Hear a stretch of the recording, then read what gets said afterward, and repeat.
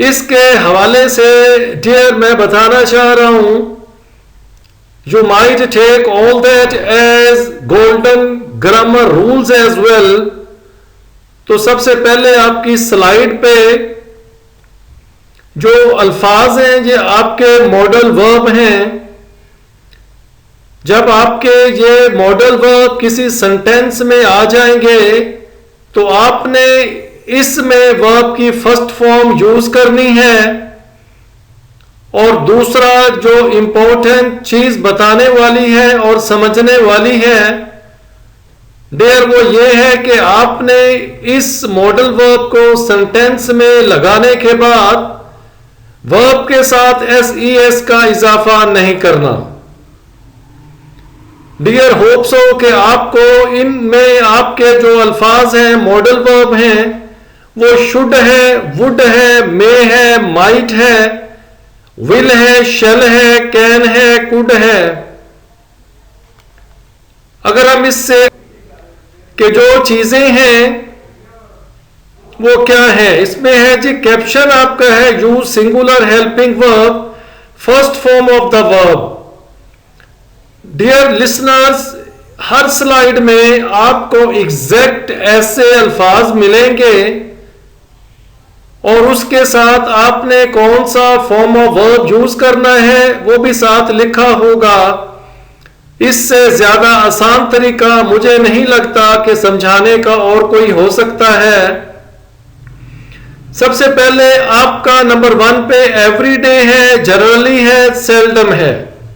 ये आपके indefinite pronoun है। ईच है, ईच वन है, आइदर है, नाइदर है। और ये आपके अल्फाज आइदर और ईदर और नाइदर और नीदर साउंड के लिहाज से दोनों ही ये आपके करेक्ट हैं। इसके बाद आपका एवरीवन आ जाए, एवरीबॉडी आ जाए, एनीवन आ जाए, एनीबॉडी आ जाए, नोबॉडी आ जाए, समबॉडी आ जाए, समवन आ जाए, नोवन आ जाए। जब किसी सेंटेंस में आपके ये वाले अल्फाज आएंगे तो उन सेंटेंसेस में आपने वर्ब की फर्स्ट फॉर्म यूज करना है। और नीचे कुछ मैंने एग्जाम्पल भी लिखी हुई है, जैसे आपका वर्ड डेली है, we go to college daily. अब जब आपका डेली का वर्ड आएगा तो उसमें आपने वी वन यूज करनी है। अब आपका जो वी है ये आपका फर्स्ट पर्सन प्रोनाउन है, जैसा कि आई भी आपका फर्स्ट पर्सन प्रोनाउन है। लेकिन अगर फिक्रे के शुरू में आपका थर्ड पर्सन प्रोनाउन जो सिंगुलर आ जाए तब आपने गो के साथ ईएस का इजाफा भी करना है। और कब करना है जी आपको पता है कि जब आपके किसी वर्ब के लास्ट में वो 5 लेटर्स आ जाएं तब उनके साथ आपने ईएस का इजाफा करना है। और 5 लेटर्स कौन से हैं? वो आपका ओ है, एक्स है, उसके बाद आपका सी एच है। अगर वो आ जाए तो आपने तब भी इसी को इस्तेमाल करना है। इसी तरह इसके बाद आपका अगर यूजुअली वर्ड आ जाए किसी सेंटेंस में तो उसमें भी आपने वर्ब की फर्स्ट फॉर्म यूज करनी है। अब इसमें जो वर्ब है वो आपका कम है और इसके साथ एस का इजाफा सिर्फ इसीलिए किया गया है क्योंकि जो काम करने वाला है वो आपका सिंगुलर नेम अहमद है।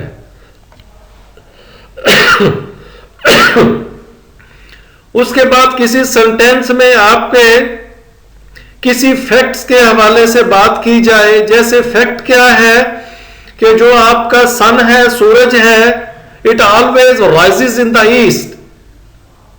तो इसमें भी आपने क्या करना है, वी वन यूज करनी है।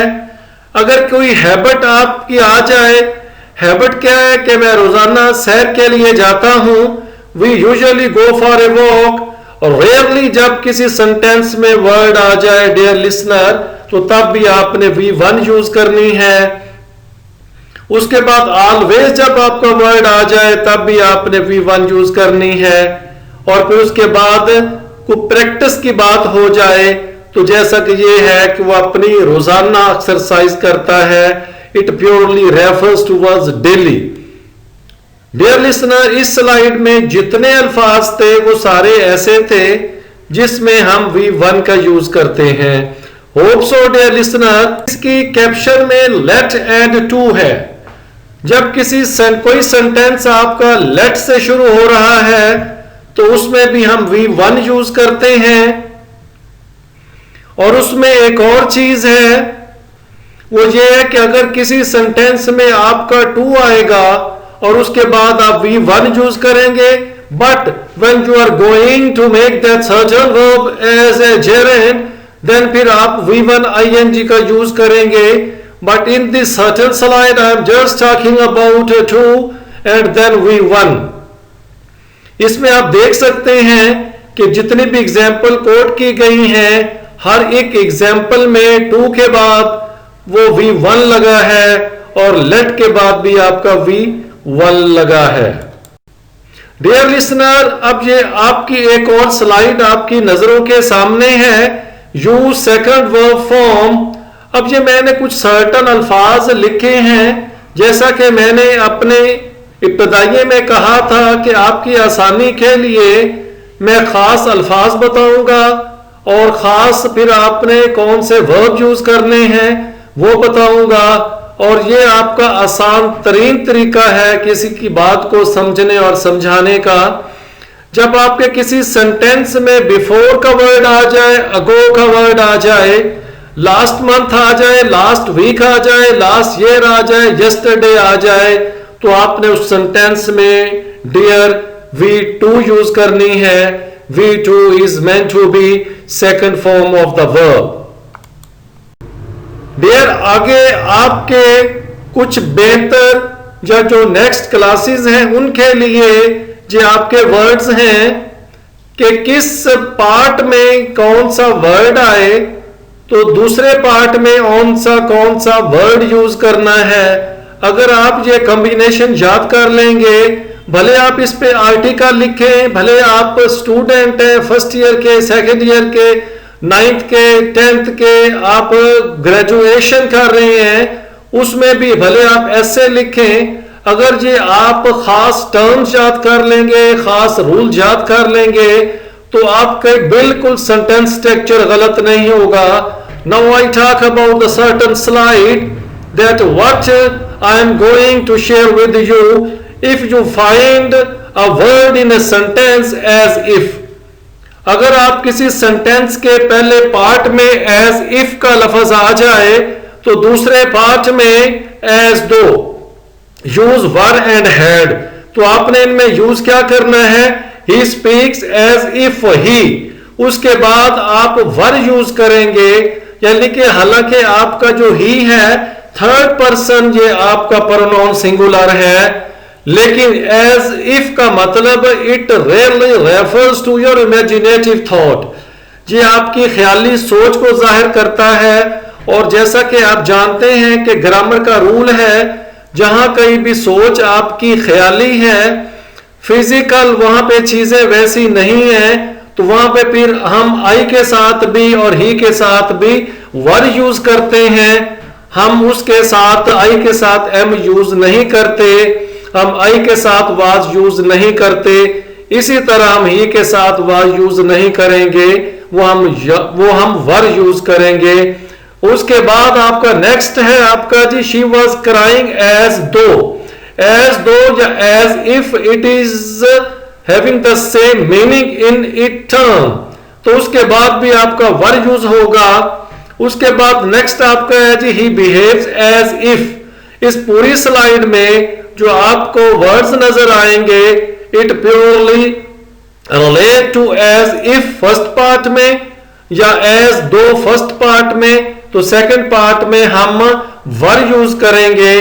उसके बाद आपका जब हम हैड यूज करेंगे, he behaves as if he had meals, कह रहे वो ऐसे सलूक करता है जैसे वो मिलों का मालिक हो। नेक्स्ट है जी, it looks as if he ate stale bread, stale is meant to be बासी, जो खाना बासी हो जाता है, कह रहे ऐसे दिखता है जैसे उसने कोई बासी खाना खाया हो। ये देख लें, ही के बाद आपका ATE लगा है और ये आपका V2 है।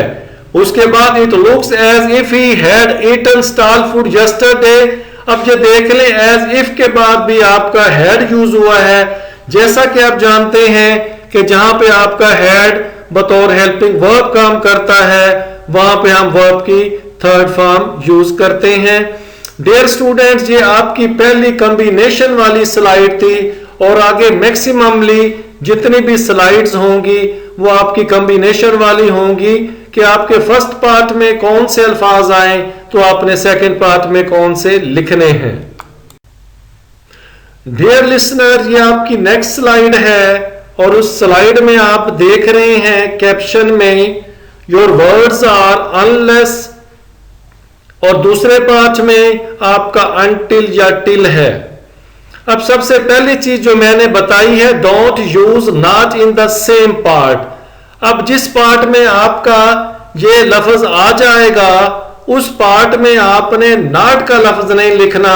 And examples are there on your slide as well and the first sentence is unless he shows. अब अनलेस के बारे में मैंने बताया है कि ये किस चीज को जाहिर करता है, ये कंडीशन को जाहिर करता है, और जो अनटिल का है लफ्ज ये आपका टाइम को जाहिर करता है। और आपकी पहली एग्जांपल है unless he doesn't work hard he can't pass. ये आपका सेंटेंस इनकरेक्ट है डियर। इनकरेक्ट क्यों है कि जैसा कि मैंने इसी स्लाइड के शुरू में बताया था कि जिस पार्ट में आपका अनलेस का लफ्ज आएगा उस पार्ट में आप नॉट का इजाफा नहीं करेंगे बल्कि सेकंड पार्ट में करेंगे। Now the correct sentence is unless he works hard he can not pass exam. ये आपका करेक्ट है क्योंकि अनलेस वाले पार्ट में आपका नॉट नहीं है। उसके बाद आपके एक एग्जाम्पल अनटिल वाले सेंटेंस की है, उसमें आप देखें the traffic laws don't take affect. अब ये देख लें until the end of the year. अब ये देख लें कि अनटिल वाले पार्ट में आपका नॉट नहीं है बल्कि आपका फर्स्ट पार्ट में नॉट है। डियर स्टूडेंट, बड़े सादा से अल्फाज में आपको समझाने की कोशिश की है। आपने सिर्फ ये याद रखना है कि जिस पार्ट में अनलेस का लफ्ज आ जाए और जिस सेंटेंस के पार्ट में अनटिल का लफ्ज आ जाए उस पार्ट में आपने नॉट नहीं लिखना बल्कि आपने दूसरे पार्ट में नॉट का इजाफा करना है। डियर, आपकी स्लाइड में दो मैंने कॉम्बिनेशन के वर्ड दिए हैं। पहला वर्ड आपका अगर आपके पार्ट में TOO आ जाए तो आपने दूसरे पार्ट में TO2 लिखना है और इसकी एग्जाम्पल आपके सामने है। The patient is too weak to walk, यानी कि जो मरीज है वो इतना कमजोर है कि चल नहीं सकता है। The patient is so weak that he can't walk. लेकिन जब आपके सेंटेंस के पहले पार्ट में सो का वर्ड आ जाएगा तो दूसरे पार्ट में आपने फिर कैन नॉट लिखना है। फिर आपने TOO या TO2 नहीं लिखना चूंकि आपके सेंटेंस के पहले पार्ट में TOO का वर्ड है ही नहीं।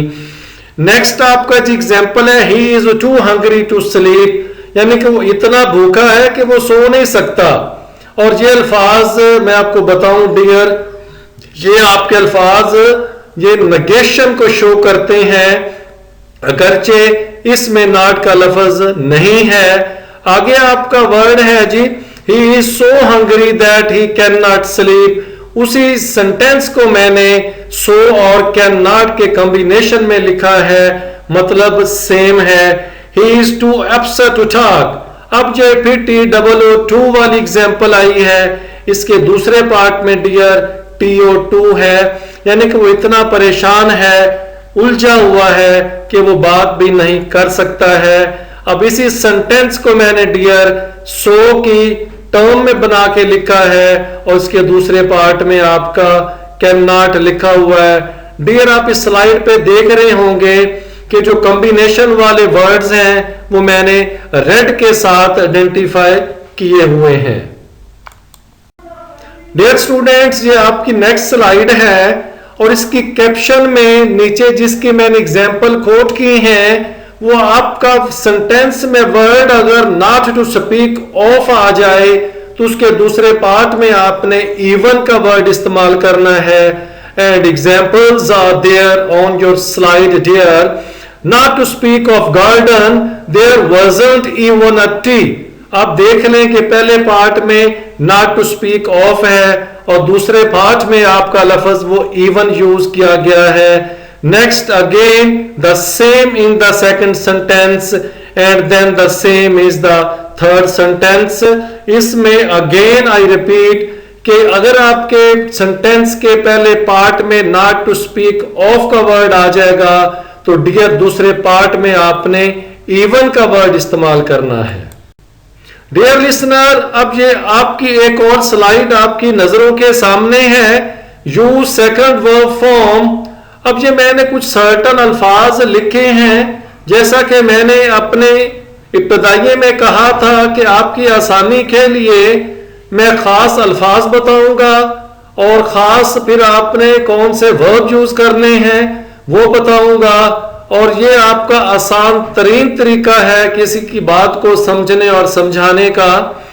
जब आपके किसी सेंटेंस में बिफोर का वर्ड आ जाए, अगो का वर्ड आ जाए, लास्ट मंथ आ जाए, लास्ट वीक आ जाए, लास्ट ईयर आ जाए, यस्टरडे आ जाए, तो आपने उस सेंटेंस में डियर V2 यूज करनी है.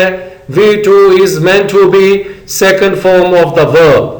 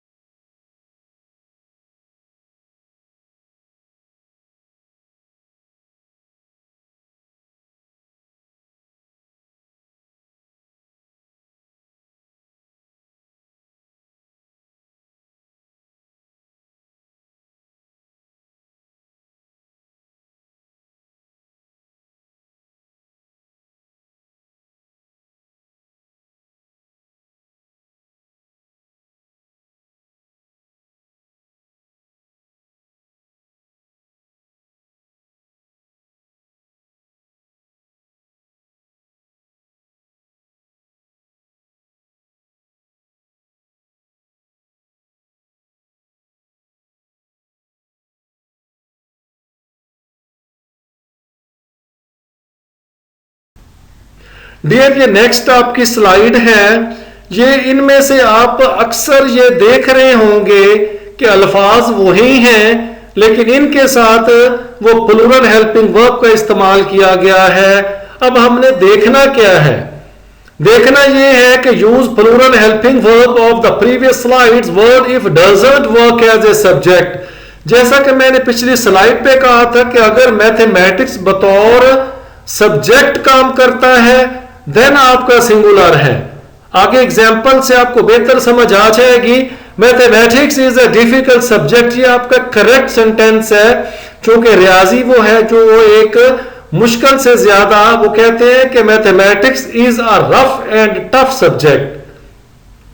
लेकिन द न्यूज आर करेक्ट, ये आपका इनकरेक्ट है क्योंकि जो न्यूज के साथ आपका इज यूज होगा, आर आपका यूज नहीं होगा. उसके बाद आपका समन्स है. पीछे मैंने बताया था कि इसके साथ आपका लफ्ज क्या यूज होना है, ही रिसीव्ड अ समन्स.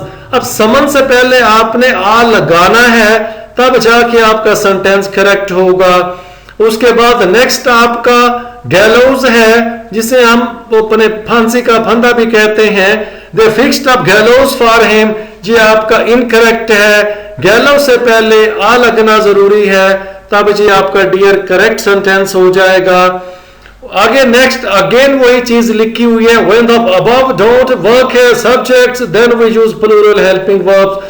जब ये सारी चीजें बतौर मजमून इस्तेमाल नहीं होती तब जाके हम वो इसको इस्तेमाल वो सिंगुलर करते हैं. डियर ये आपके कलेक्टिव नाउन है used as plural. The below mentioned collective nouns take plural helping verb. ये मैंने certain आपके collective noun दिए हैं. ये जब कभी भी आपके सेंटेंस में आएंगे they carry plural helping verb and the collective nouns are cattle आ जाए, people आ जाए. एक और खास चीज जो कि बच्चे अक्सर मिस्टेक करते हैं वो people लोग की जगह पे साथ s का इजाफा कर देते हैं. जबकि जो पीपल ऑलरेडी बहुत सारे लोगों को रेफर करता है। जब आप एस का इजाफा कर देंगे जो पीपल्स, तो फिर जो कम्युनिटीज बन जाएगा।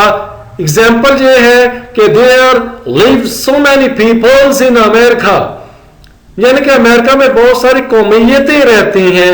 जेंट्री आपका है, पुलिस है, क्लर्जी है, फोक है, कमेटी है, वर्मन है, मैनकाइंड है, ऑडियंस है, प्रेजेंटी है। ये सारे कलेक्टिव नाउन आपके प्लूरल हेल्पिंग वर्ब वो लेते हैं। डियर, ये आगे वर्ब करेक्शन रूल्स हैं। इनमें मैं आपको 7 सेंटेंस पढ़ के समझाता जाऊंगा कि ये क्या चीज है। थोड़ा सा आपको मैं ओवरव्यू देता हूं। जब कोई चीज वो एक थॉट दे रही है, वो अपने आप में एक चीज है, तो देन हम उसके साथ सिंगुलर हेल्पिंग वर्ब इस्तेमाल करते हैं। जब कोई चीज एक नहीं है, वो अलग अलग है, फिर वहां पे हम प्लूरल हेल्पिंग वर्ब यूज करेंगे। जैसा कि आपके सामने स्लाइड पे सेंटेंस है, द हॉर्स एंड कैरिज और एट द डोर। अब ये देख लें कि हॉर्स एंड कैरिज है, वो जो आपका तांगा है, वो घोड़ा और साथ कैरिज मिलके एक चीज बनती है। जब कोई चीज एज ए होल काम करती है, then it takes singular helping verb. इसका करेक्ट क्या होगा? The horse and carriage is at the door and the next one is the rise and fall of tides.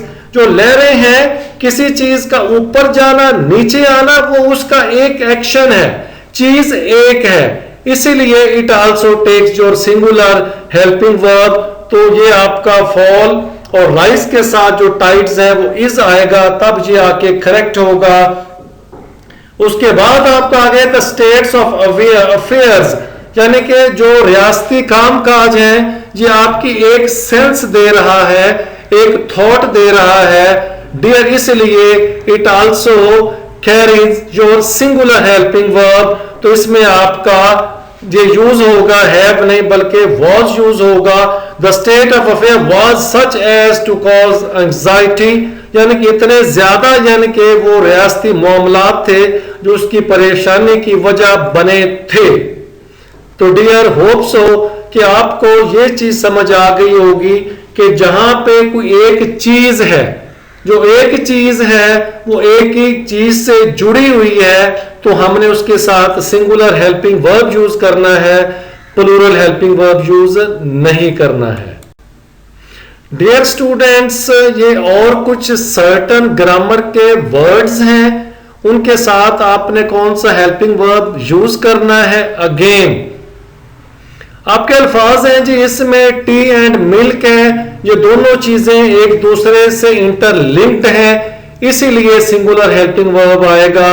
उसके बाद मैनी, जब आपका लफ्ज मैनी अकेला आएगा तो इसके साथ आपका प्लूरल हेल्पिंग वर्ब आएगा। लेकिन अगर मैनी के बाद आपका एक आर्टिकल का इजाफा हो जाएगा तो फिर हम उसके साथ सिंगुलर हेल्पिंग वर्ब यूज करेंगे, हम प्लूरल यूज नहीं करेंगे। ये देखिए आगे नेक्स्ट है justice as well as mercy, allow या अलाउज इट। अब ये देखें, ये चीजें आपकी दो अलग अलग हो गई, इसलिए इसके साथ जो तीसरा लफ्ज है वो आपका इस्तेमाल होगा। उसके बाद नेक्स्ट आपका वर्ड है, वहां पे हम अलाउ यूज करेंगे, क्योंकि जस्टिस आपका अलग चीज है, रहमदिली आपका अलग चीज है। उसके बाद नाइदर या नीदर, माई फ्रेंड नार आई। अब ये ग्रामर का रूल क्या है कि हम हेल्पिंग वर्ब उस सब्जेक्ट के साथ कनेक्ट करते हैं जो कि नियरेस्ट होता है, और जो आई का जो लफ्ज है हम उसके साथ आर यूज नहीं करते हैं, हम उसके साथ एम यूज करते हैं, इसलिए आई एम टू ब्लेम होगा, आई आर टू ब्लेम वो गलत हो जाएगा। वंस अगेन, जैसा कि मैंने शुरू की स्लाइड में कुछ अल्फाज बताए थे वो अगेन आपके हैं, ईच है, एवरी है, नोबॉडी है, समवन, नन, ये वही आपके दोबारा हैं। उसके बाद आपका जी मच पेन्स, ये भी आपका सिंगुलर हेल्पिंग वर्ब लेगा। जब आपके सेंटेंस में मच पेन्स आ जाएगा तो इसमें आप सिंगुलर हेल्पिंग वर्ब इस्तेमाल करेंगे, आप इसमें प्लूरल हेल्पिंग वर्ब इस्तेमाल डियर नहीं करेंगे। आगे एक बड़ा मखसूस वर्ड आपका ज्यूरी है, JURY। बच्चे इसमें बड़े कंफ्यूज हो जाते हैं कि हमने इसके साथ सिंगुलर लगाना है या प्लूरल लगाना है। जब जो ज्यूरी है वो एज ए होल काम करेगी तो फिर वहां पे आपका सिंगुलर होगा, लेकिन जब ज्यूरी के आपके मेंबर्स की बात हो जाएगी तो फिर वहां पे हम जाकर हेल्पिंग वर्ब जो होगा फिर हम प्लूरल यूज करेंगे। उसके बाद आपका जी द अरेबियन नाइट्स, ये मखसूस एक टर्म है, ये सिंगुलर हेल्पिंग वर्ब लेती है। यूनाइटेड स्टेट्स एक पूरा नाम है, ये आपका डियर सिंगुलर हेल्पिंग वर्ब लेगा जिस भी सेंटेंस में ये आपका आएगा। डियर इसके बाद आपका यूज ऑफ एज। अब ये देखें in positive sense we use the word as in the both parts of a sentence, यानी कि वो ऐसा है, वो इतना है, वो जैसा है। अब देखें अगर हम पहले पार्ट में एज यूज करेंगे आपस में कंपैरिजन करने के लिए, जैसा कि आपके फिगर ऑफ स्पीच में हम करते हैं, he is as brave as a lion, I am as honest as your brother, she is as beautiful as a flower. जब दो चीजों का आपस में कंपैरिजन है तो फिर हम दोनों पार्ट में एज का वर्ड यूज करेंगे। जी बच्चों आपने डियर लिसनर आपने ज़हन में रखना है। डियर अब फिर वही बात, सर्टन वर्ड्स हैं जो आपके इस्तेमाल में हैं। अब ये आपका जो कंपैरिजन है, जब हम नेगेशन में करने जाते हैं तो वो फिर हम पहले पार्ट में सो का यूज करते हैं, दूसरे पार्ट में वो हम एज का यूज करते हैं। Not is already there, he is not so brilliant. जब आपका ये नॉट आ गया फिर सो आ गया, दूसरे पार्ट में फिर आपका एज इस्तेमाल होगा, वो इतना सही नहीं है जैसा कि तुम्हारा भाई है। She is not so pretty as your sister, यानी कि वो इतना खूबसूरत नहीं है जैसे कि तुम्हारी बहन है। He is not so intelligent as your friend, वो इतना सही नहीं है जैसे कि तुम्हारा दोस्त है। He is not so brave as lion, यानी कि वो शेर जैसा बहादुर नहीं है। डियर स्टूडेंट्स ये मखसूस वर्ड हैं, जब किसी सेंटेंस में ये आ जाएंगे तो वहां पे आपने सिंगुलर हेल्पिंग वर्ब का यूज करना है। और वर्ड आपका जी है हैड बेटर, बेहतर ये है कि, और इसके बाद हमेशा आपका सिंगुलर हेल्पिंग वर्ब लगता है। You had better go away from here, बेहतर ये है कि तुम यहां से चले जाओ।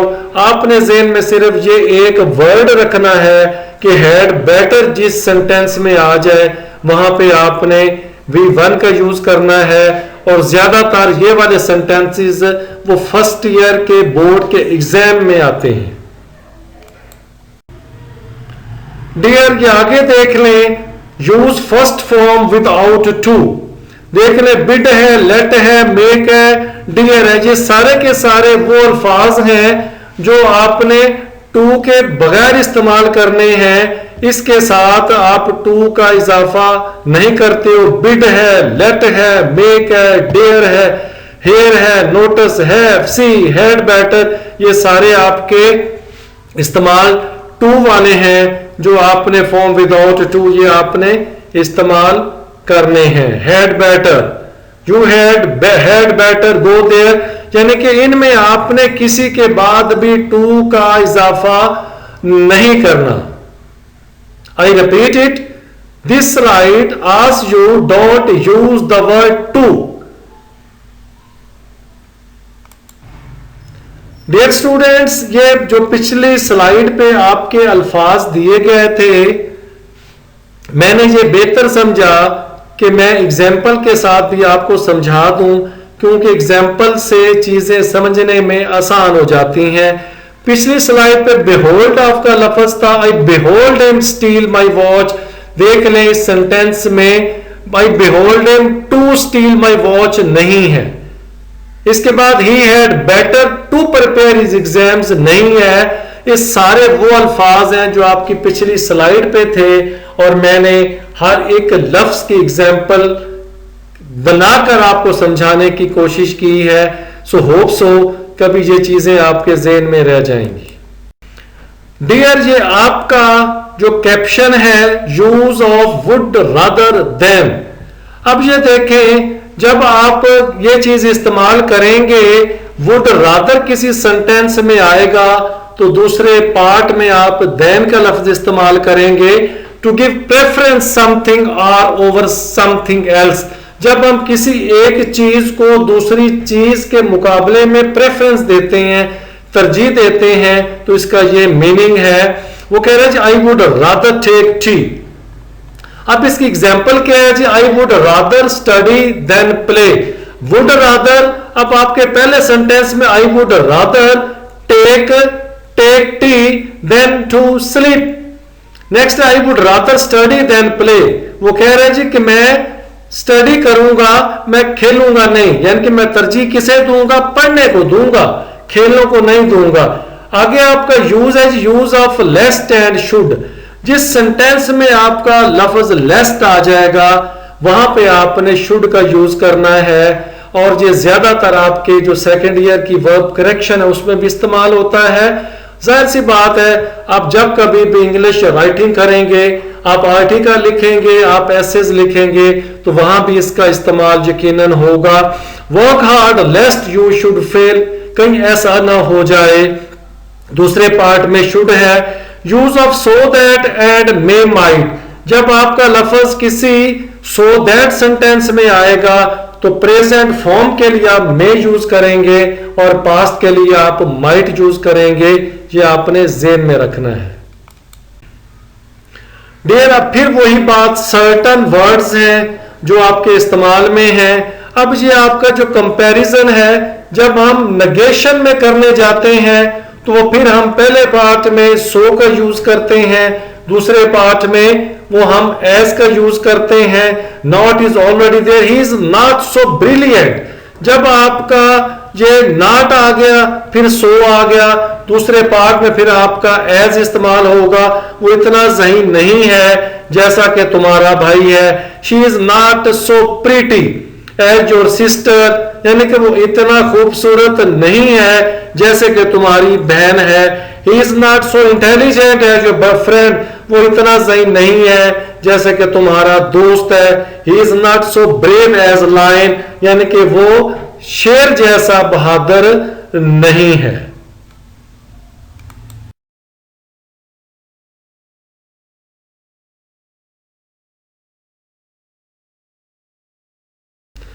डियर स्टूडेंट्स, ये बड़ी कॉम्प्लिकेटेड सी एक आपकी स्लाइड है, बड़ा सब्टल सा डिफरेंस है अ नंबर ऑफ या द नंबर ऑफ। जब आपके सेंटेंस में अ नंबर ऑफ आ जाएगा तो फिर use plural helping verb. A large number of people were in the park. लेकिन जब आपका द नंबर ऑफ आएगा सेंटेंस में, वहां पे आपने सिंगुलर हेल्पिंग वर्ब यूज करना है। The number of voters is very low. ज़हन में उम्मीद है आपको समझ आई होगी। आ नंबर ऑफ अगर आएगा आपके सेंटेंस में, a number of, I repeat it, तो फिर आपने प्लूरल हेल्पिंग वर्ब इस्तेमाल करना है। अगर आपका सेंटेंस द नंबर ऑफ से है तो फिर आपका ये सिंगुलर हेल्पिंग वर्ब इस्तेमाल होगा। डियर स्टूडेंट्स, ये जैसे पिछली स्लाइड पे मैनी और मैनी आ का मैंने बताया था, पिछली पे आ नंबर ऑफ और द नंबर ऑफ का था same, majority versus majority of. अब देखना क्या है कि आपका वर्ड अगर सेंटेंस में मेजॉरिटी आएगा तो वहां पे हम सिंगुलर हेल्पिंग वर्ब यूज करेंगे। Majority in India is poor, और अगर मेजॉरिटी ऑफ का लफ्ज आएगा तो फिर वहां पे हम प्लूरल हेल्पिंग वर्ब इस्तेमाल करेंगे। Majority of students have pass the exam, ये आपने ज़हन में रखना है। डियर स्टूडेंट्स, ये आपका वर्थ सीइंग, वर्थ हैविंग या worth reading. Use the above caption words after noun.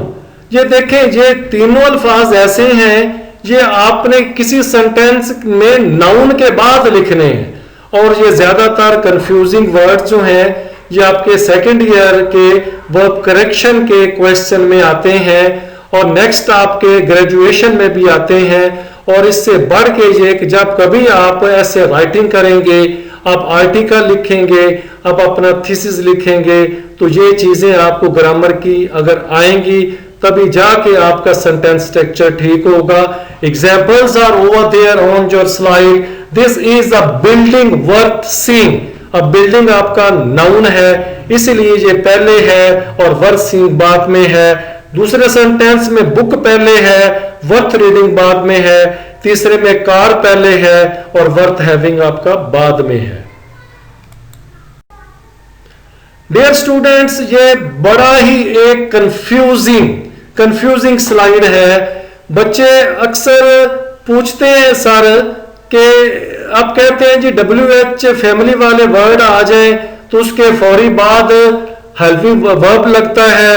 अगर और कभी ये भी होता है कि WH फैमिली के वर्ड आ भी जाए तो उसके फौरी बाद हेल्पिंग वर्ब नहीं भी लगता, तो हमेशा उन्हें यही समझाया है use subjective case after noun. जब आपकी बात इनडायरेक्ट क्वेश्चन है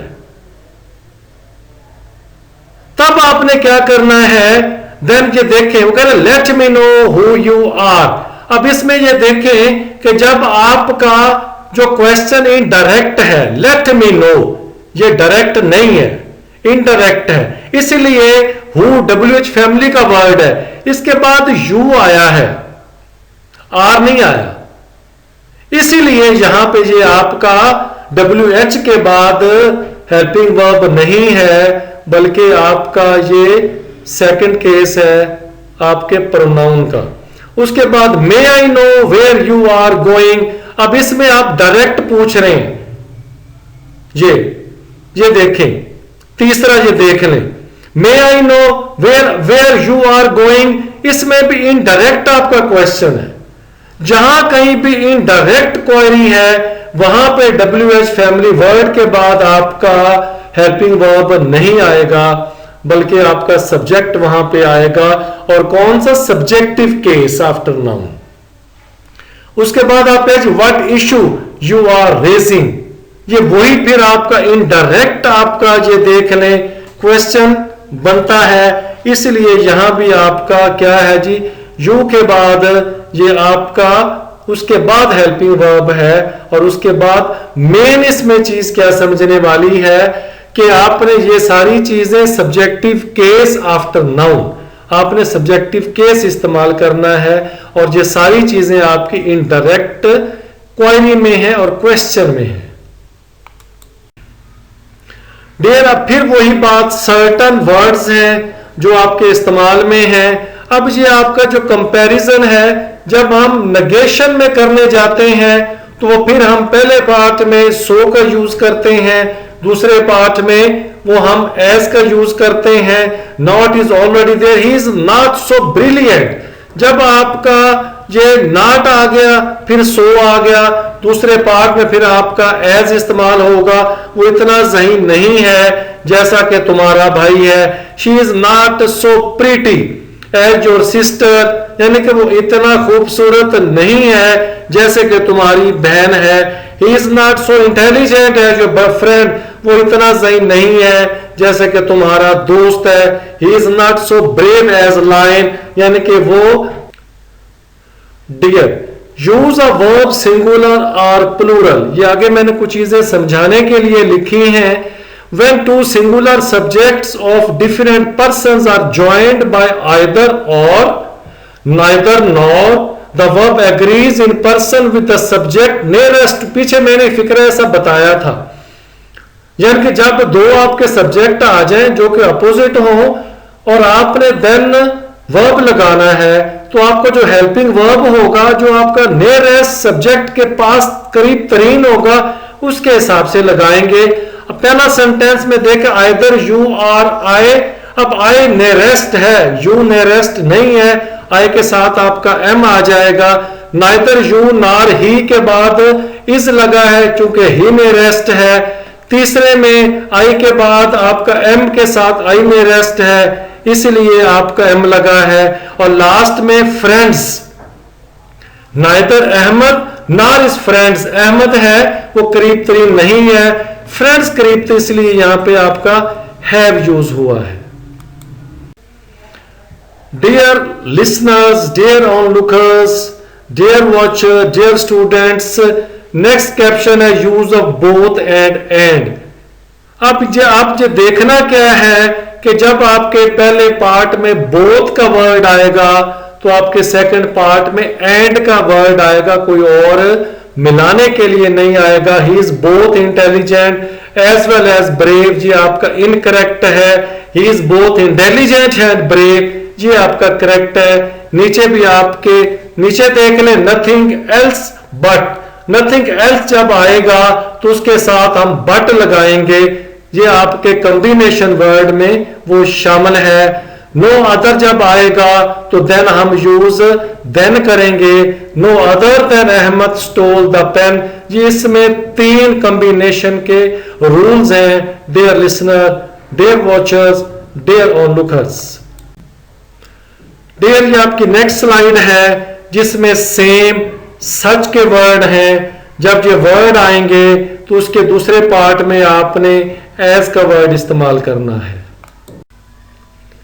डियर स्टूडेंट्स, ये मखसूस वर्ड हैं, जब किसी सेंटेंस में ये आ जाएंगे तो वहां पे आपने सिंगुलर हेल्पिंग वर्ब का यूज करना है। और वर्ड आपका जी है हैड बेटर, बेहतर ये है कि, और इसके बाद हमेशा आपका सिंगुलर हेल्पिंग वर्ब लगता है। You had better go away from here, बेहतर ये है कि तुम यहां से चले जाओ। आपने ज़हन में सिर्फ ये एक वर्ड रखना है कि हैड बेटर जिस सेंटेंस में आ जाए वहां पे आपने V1 का यूज करना है। और ज्यादातर ये वाले सेंटेंसेस वो फर्स्ट ईयर के बोर्ड के एग्जाम में आते हैं।